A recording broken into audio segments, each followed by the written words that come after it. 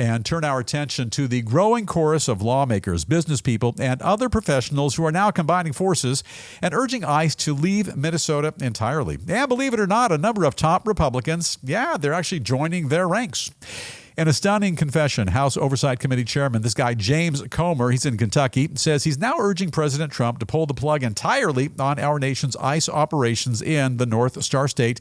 Let the people of Minnesota decide for themselves if they want fraud, corruption, and illegal immigration to continue to destroy their state. I'll say, in my estimation, I think they do.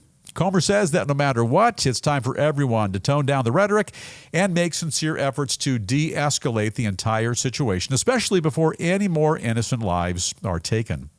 He also says that if Governor Tim Walz, Minneapolis Mayor as well, Jacob Frey, are going to continue to put federal agents in harm's way, then maybe it's time to put those resources to better use by sending them to a more appreciative city while leaving Minneapolis to stew in the gravy of their own mess.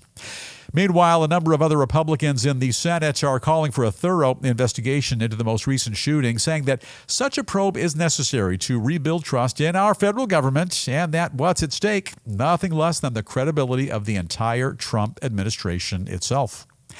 In a nutshell, they say that while their support for ICE remains strong as ever, the American people deserve to know the truth and that we must do everything in our power to protect our core values as a nation, including the right to peacefully protest.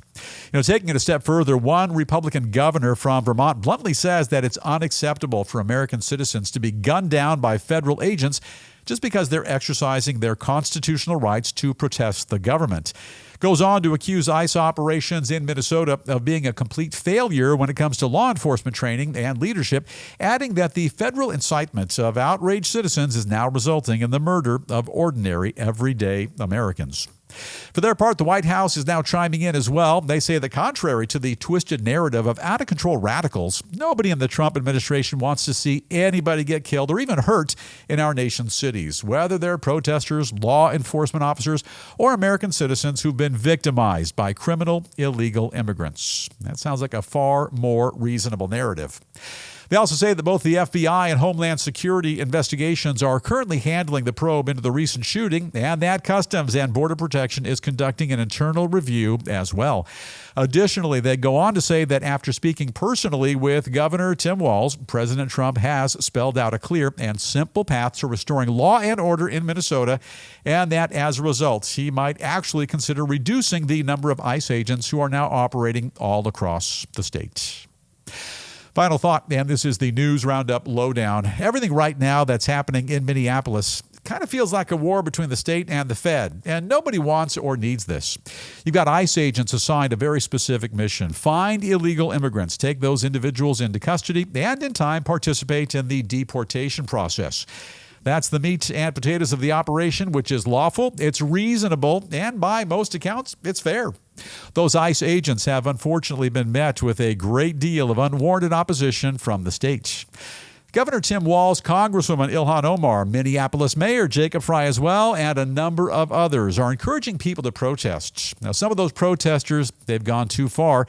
And now a federal mission has turned into chaos, crime, violence, and another deadly shooting over the weekend. And this never had to happen.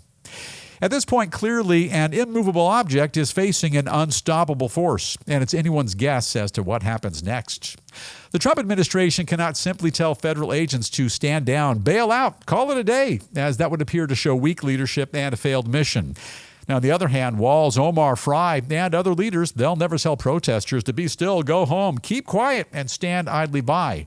Well, this would clearly show Minnesota leadership to be tragically ineffective. Well, they are, in fact, ineffective, but they don't want to show their cards.